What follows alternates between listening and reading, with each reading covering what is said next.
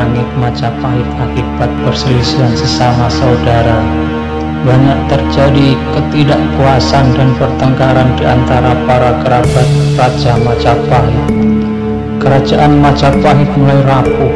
Salah satu penyebabnya adalah adanya perang Parekrip yang terjadi bersamaan dengan berdirinya Kesultanan Demak Bintoro yang beragama Islam di pesisir utara Pulau Jawa, yang mulai bangkit di bawah rajanya Raden Patah yang disebut juga Sultan Bintoro atau Sultan Patah.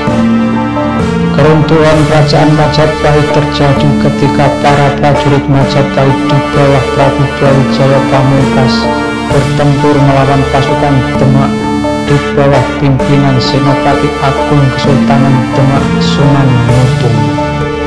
Senopati Agung Kesultanan Demak Bintoro Sunan Mutung gugur terbunuh oleh Senopati Agung Majapahit Adipati Terung. Kemudian Sunan Mutung digantikan oleh Sunan Kudus. Pasukan Demak di bawah pimpinan Sunan Kudus berhasil mendesak pasukan Majapahit sehingga pasukan Majapahit mengalami kekalahan, sehingga sejak saat itu bubarlah masa kejayaan Majapahit. Keluarga kerajaan tercerai-berai dan terpaksa meninggalkan istana. Raja Majapahit Prabu Brawijaya Pamungkas melarikan diri menuju ke arah Gunung Lawu dan terpaksa terpisah dengan sebagian keluarga kerajaan yang lainnya. Salah satu putra sang Prabu Brawijaya Pamungkas yang bernama Pangeran Dayaningrat atau disebut juga Adipati Dayaningrat, penguasa Kadipaten Pengging, Bitara dia di kaki Gunung Merapi sebelah tenggara. Dalam suasana kerajaan yang carut marut terpaksa kehilangan istrinya Dewi Asmoyowati yang meninggal dunia. Kesedihan yang mendalam karena kehilangan istrinya menyebabkan Adipati Dayaningrat jatuh sakit. Tak lama kemudian Adipati Dayaningrat juga meninggal dunia menyusul istrinya. Tinggallah sekarang dua orang putra Adipati Dayaningrat, yang sulung Kepu Kanigoro dan yang bungsu bernama Kepu Kenowo. Umur keduanya hanya terpaut beberapa warsa saja. Waktu demi waktu telah berlalu. Kepu Kanigoro lebih sering tidak berada di Pengging dan menyerahkan urusan wilayah Pengging kepada Kepu Kenowo. Kepu Kenowo menurut agama Islam dan disebut juga Ki Ageng Pengging. Kemudian ia pun juga bersahabat dengan beberapa orang pengunjung lainnya. Suatu saat Ki Ageng Pengging terkejut ketika kedatangan dua orang tamu utusan dari Sultan Demak Bintoro. Dan dengan hormat Ki Ageng Pengging menemui tamu utusan raja. Setelah berbincang mengenai berbagai hal, sampailah kedua tamu itu mengatakan bahwa ia mengemban dawuh dalam Kanjeng Sultan Demak Bintoro. Dawuh dalam Kanjeng Sultan Patah memerintahkan Ki Ageng Pengging untuk menghadap Sultan Demak Bintoro. Kepada dua utusan itu, Ki Ageng Pengging mengatakan, "Mohonkan ampun pada Kanjeng Sultan, saya belum bisa menghadap Kanjeng Sultan sekarang." "Baik Ki Ageng, akan saya sampaikan kepada Kanjeng Sultan," jawab utusan dari Demak. Setelah merasa cukup, maka kedua orang utusan itu pun berpamitan.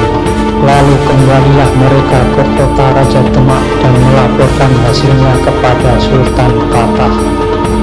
Tidak jauh dari daerah Pengging di arah utara, di desa Tingkir di kaki Gunung Merbabu, Ki Ageng Tingkir kakak iparnya sekaligus sahabatnya menjadi cemas mendengar penolakan Ki Ageng Pengging terhadap utusan raja, dan bergegaslah Ki Ageng Tingkir menuju Pengging. Betapa senangnya Ki Ageng Pengging kedatangan kakak iparnya, tapi mukanya berubah menjadi sedih ketika Ki Ageng Tingkir berkata, "Adi, aku mendengar kabar Adimas menolak panggilan Sultan Demak. Benarkah?" "Iya kakak, itu benar. Saya memang menolaknya." Saya menghadap Sultan Demak. Saya hanyalah seorang dari desa. Tidak pantas apabila saya mendapat Kanjeng Sultan Demak Bintoro yang besar, jawab Ki Ageng Pengging. Jangan begitu Adi Mas, tidak ada salahnya Adi menghadap Kanjeng Sultan ke Demak. Sultan Demak bukan orang lain bagi Adi. Adi Mas adalah putra Adipati Dayaningrat, cucu sang Prabu Brawijaya Pamungkas. Sultan Bintoro adalah kakak dari ibumu Dewi Asmayawati, kata Ki Ageng Tinggir. Kakang, kenapa baru sekarang Kanjeng Sultan teringat akan saudaranya yang di desa? Tanya Ki Ageng Pengging. Adi Mas, menolak panggilan raja dapat diartikan memberontak terhadap kekuasaan Sultan. Lebih baik Adi menghadap Kanjeng Sultan. Biarlah kakang nanti mengantar Adi Mas ke Demak, kata Ki Tinggir. Sudahlah kakang, terima kasih, tidak usah. Biarlah aku untuk kali ini tidak menghadap Kanjeng Sultan, kata Ki Ageng Pengging. Demikianlah mereka berbincang sampai sore.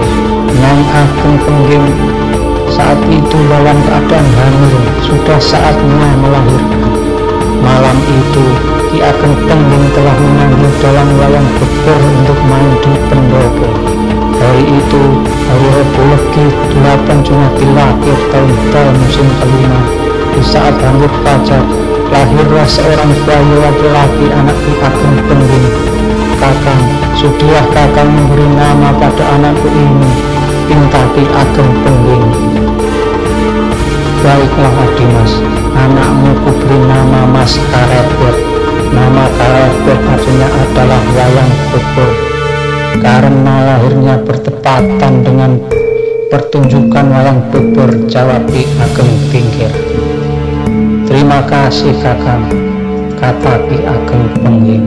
Selama 3 hari Ki Ageng Tinggir berada di Pengging, berbincang-bincang sambil melihat dan memang Mas Karebet dengan sukacita. Dalam pada itu 2 orang utusan Sultan Patah telah sampai di kota Raja Demak dan melaporkan hasilnya kepada Kanjeng Sultan Patah. Panggil Ki Ageng Wanalapa sekarang, kata Kanjeng Sultan Patah kepada seorang prajurit Wiratamtama untuk memanggil penasihat kerajaan Ki Ageng Wanalapa.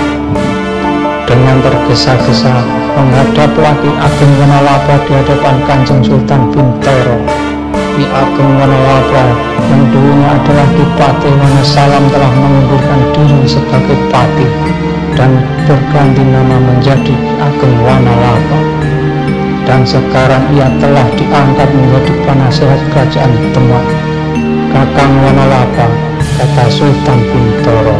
Dawuh dalam Kanjeng Sultan, jawab Ki Ageng Wanalapa sambil menunduk. Kakang Wanalapa, ketahuilah Ki Ageng Pengging saat ini tidak mau menghadap ke Demak.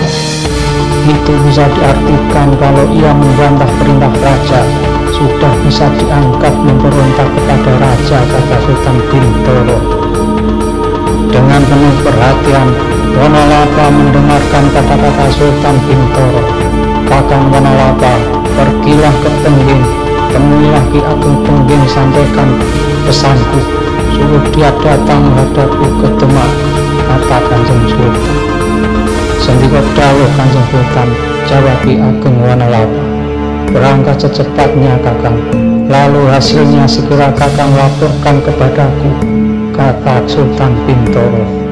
Ki Ageng Wanalapa mengerti dengan jelas maksud Sultan Bintoro. Ia mohon diri dan segera mempersiapkan untuk pergi ke Pengging dengan 4 orang prajurit Demak.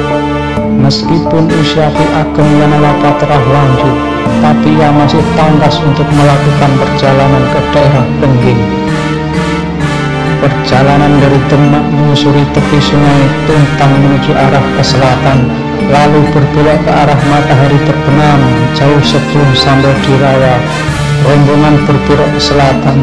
Di kejauhan tampak Gunung Telanoyo dan Gunung Merbabu, dan langkah kaki mereka terus menuju daerah Pengging yang berada di kaki Gunung Merapi.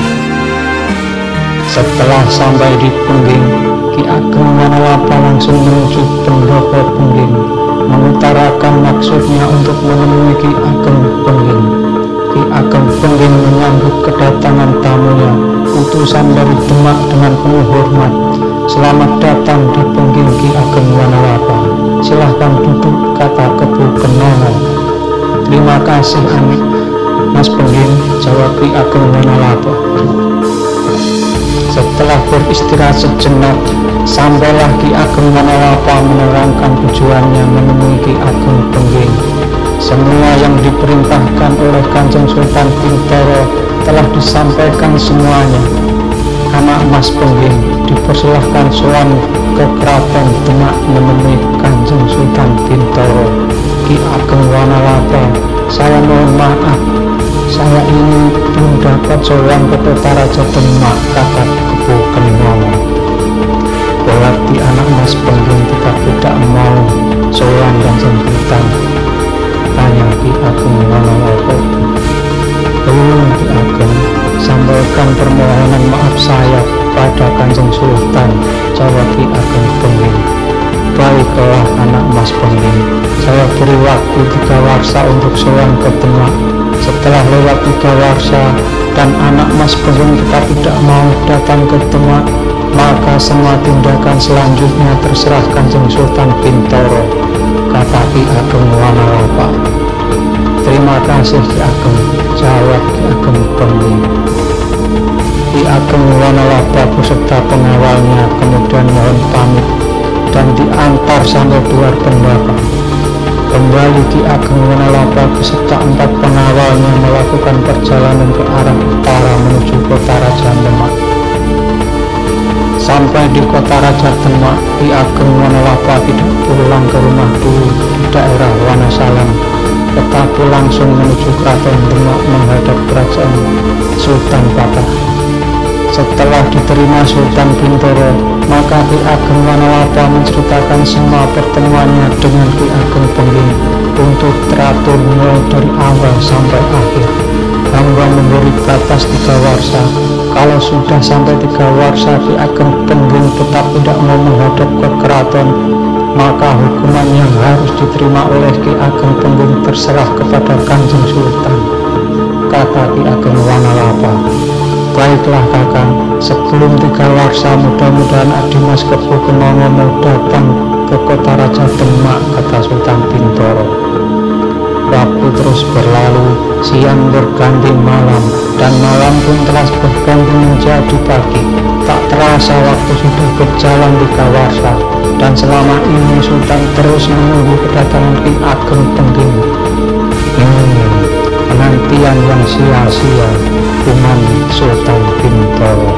Biar nanti Kanjeng Sultan Kudus yang menyelesaikan persoalan ini sebagai duta pamungkas.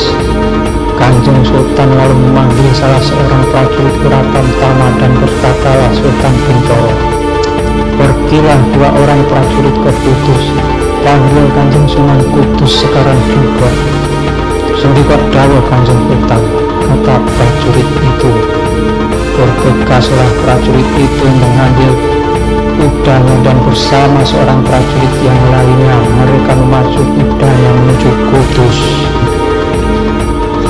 Persoalan Ki Ageng Pengging sudah merupakan tugas Kanjeng Sunan Kudus sebagai seorang senopati perang Kesultanan Demak. Gumam Kanjeng Sultan.